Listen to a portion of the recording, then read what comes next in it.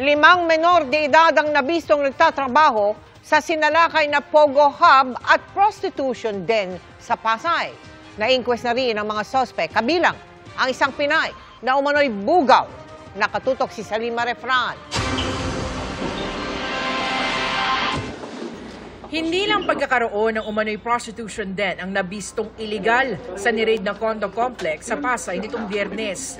Taliwas kasi sa mga sagot nila noon, lumalabas ngayon na 5 sa 15 Pinay na na-rescue ay minor de edad. The results of the medical examination, dental examinations, basically supported our initial assessment na may minors nga sa kanila.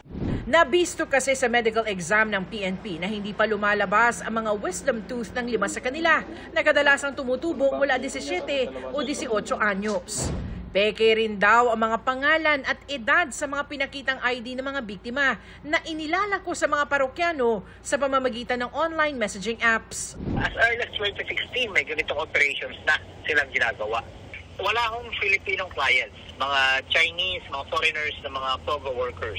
In-inquest na ng mga otoridad para sa sex trafficking ang mga nagpapatakbo ng prostitution den na 2 Chinese nationals at isang Pilipina na nagsisilbi raw na bugaw.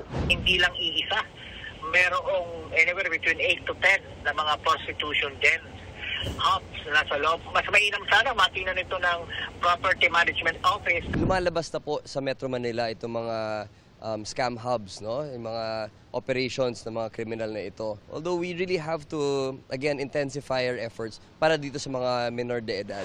Para sa GMA Integrated News, Salima Refran, nakatutok 24 oras. Mga kapuso, kasama nyo kami 24 oras. Mag-subscribe sa GMA Integrated News sa YouTube. Sa mga kapuso abroad, bisitahin ang GMA Pinoy TV at www.gmanews.tv.